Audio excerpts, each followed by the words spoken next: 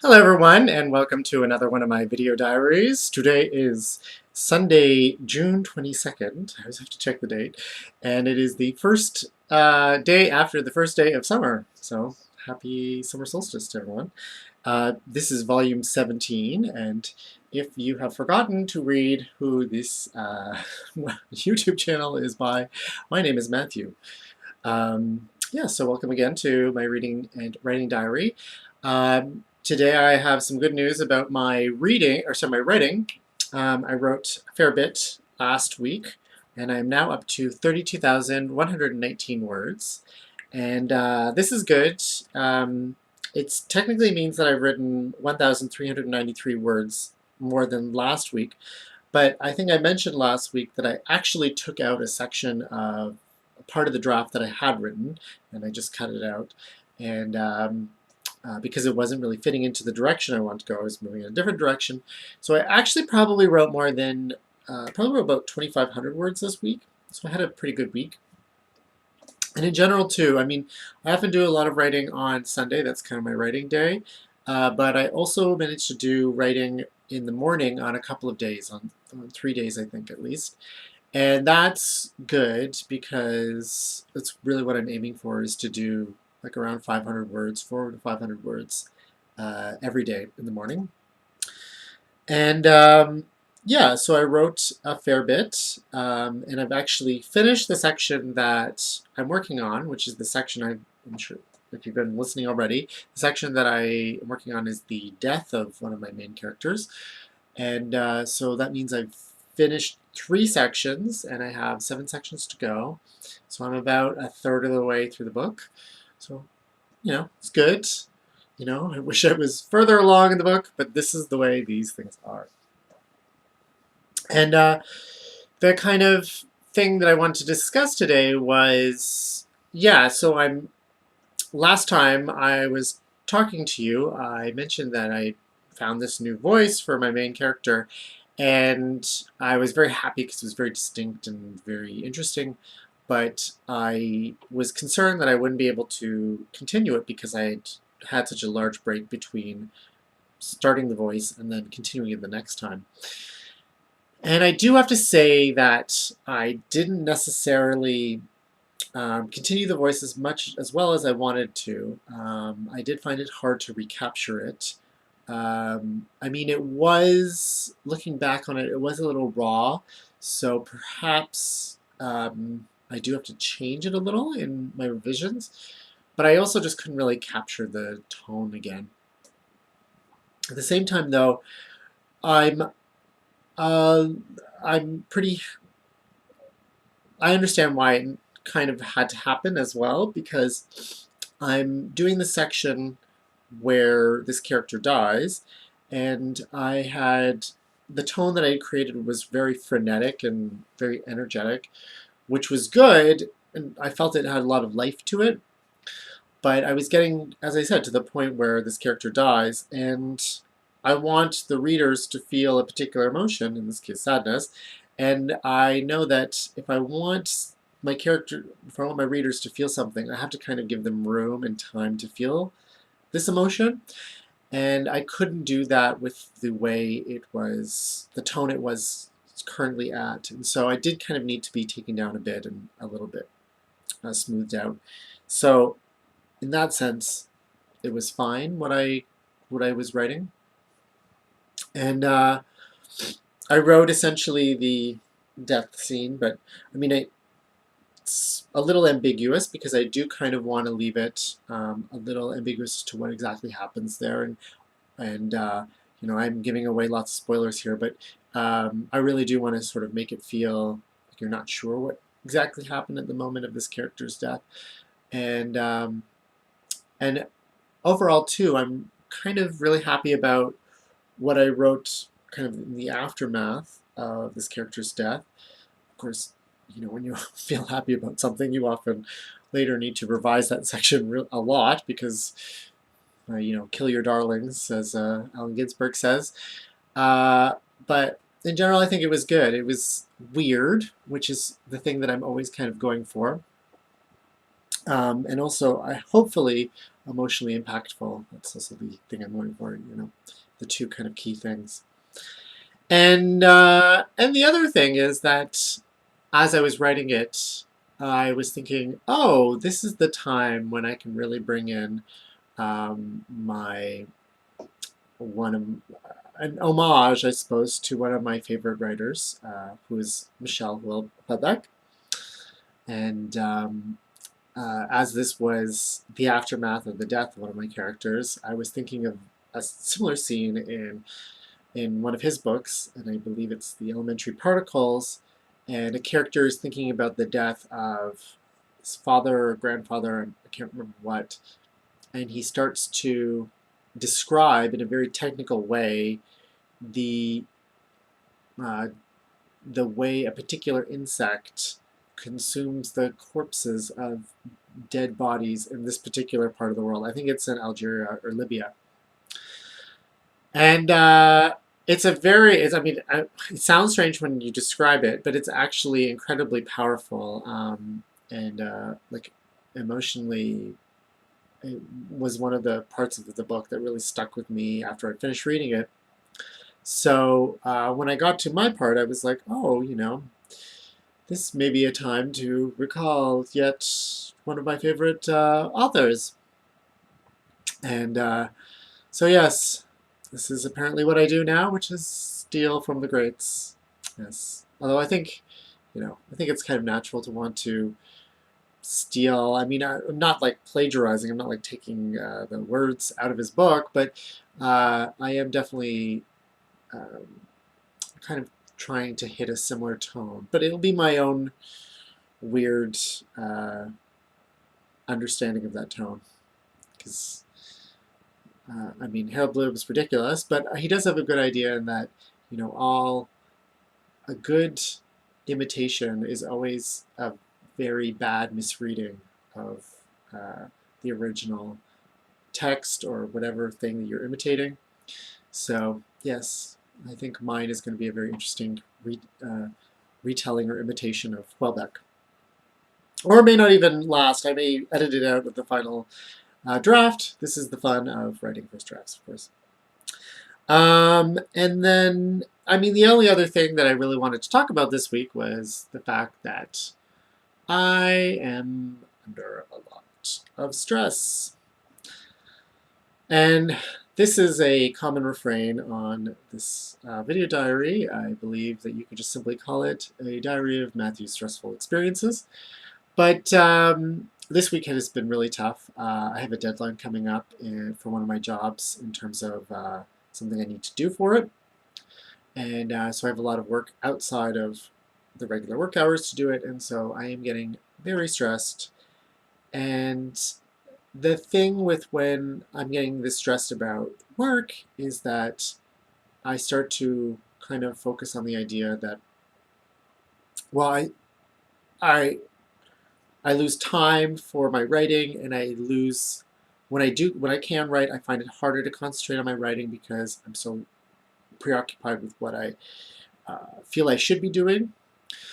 And so it also makes me start to realize that, I'm spending so much time for my job, working on my jobs, which, I do enjoy my work, but my passion in life is writing. That's the thing that I really enjoy the most and wish I could be doing 24/7.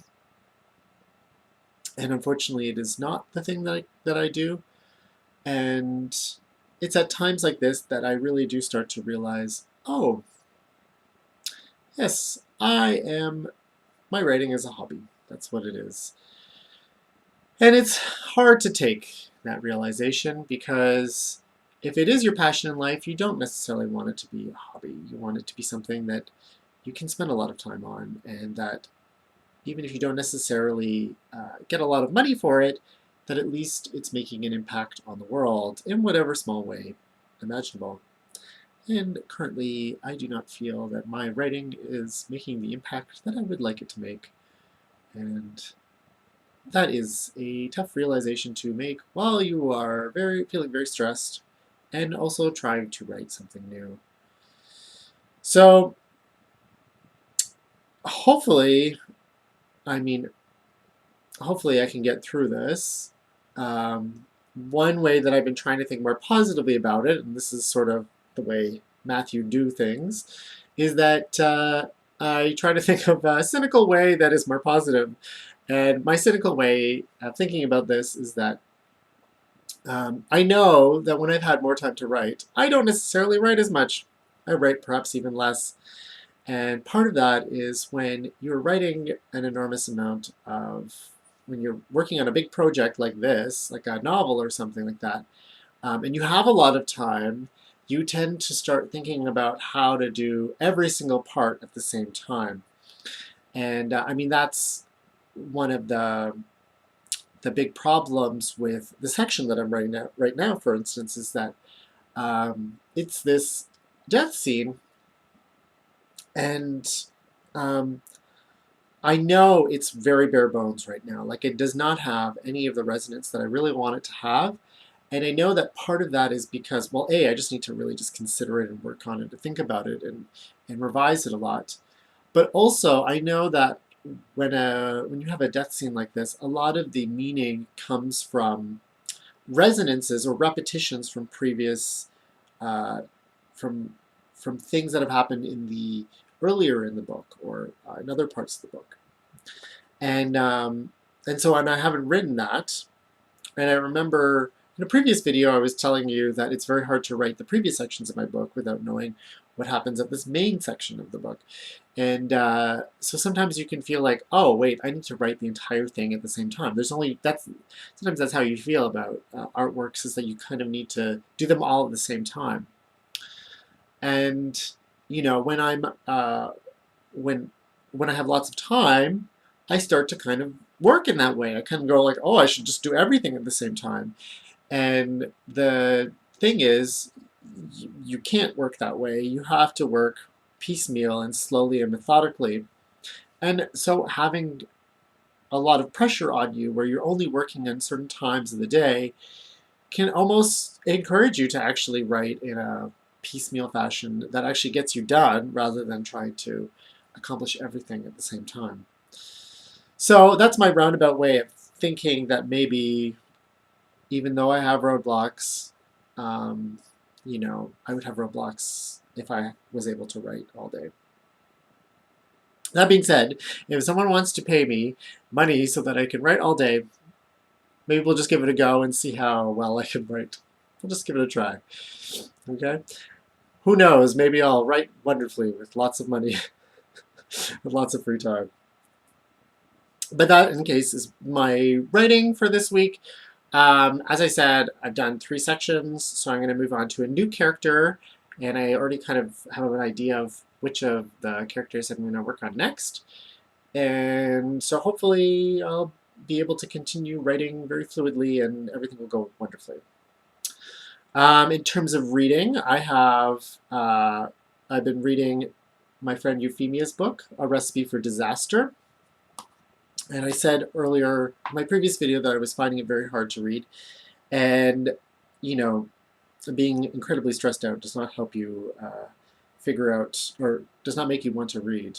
At least not me. I start to get so stressed I can't even, like, sit and concentrate on reading. But I managed to start reading something, and I picked up Eufemia's book because, you know, she's a good friend, and I've always really enjoyed her writing. I know her from the MFA program that we went to together. And in actuality, one of the stories in this book is a story that I read in the fiction workshop that we had together in our MFA. And so it was very exciting to see. I remember reading one of the rough drafts of this story, and it's so lovely to see it, very polished and perfected and well written. So that was exciting. And in general, I mean, I enjoy Euphemia's writing very much. I think mainly because, well, it reminds me of David Rakoff and David Sedaris's writing. She has that kind of mixture of sardonic humor and like dashed with romanticism and cynicism. And I mean, I don't want to speak for Euphemia, but I feel like this is how I connect to Euphemia, in that I think we're both a little, we're both cynics, as I've said, like cynics all the way through, but we want to be romantics, but the romance keeps burning us, and so we're a little cynical and a little um, sardonic about all of this romance stuff. And so that's, I mean, that's one way I find I really connect with her writing, is that I'm like, yeah, I totally agree. Totally agree. So yes, so it's an enjoyable book. I recommend it. Lovely, lovely writing. As I said, very funny, very sharp, very sharp writing. So Recipe for Disaster. Read it, pick it up at your favorite ebook retailer, or if there are any bookstores anymore, pick it up there too. But that also means that I have time to read, because I'm almost done Eufemia's book, and that means I'm going to start another book, although who knows about my stress levels this week. But it's summer, so why not read Summertime by J.M. Coetzee. Almost dropped it there. I love him. I'm sure the book, though, will be disturbing, bleak, horrifying, but magically wonderful. You know, it's Coetzee. We shouldn't say the word genius, but he's pretty close to a genius. I'm going to say that. At least, yeah. At least whenever I read his books, I always feel like,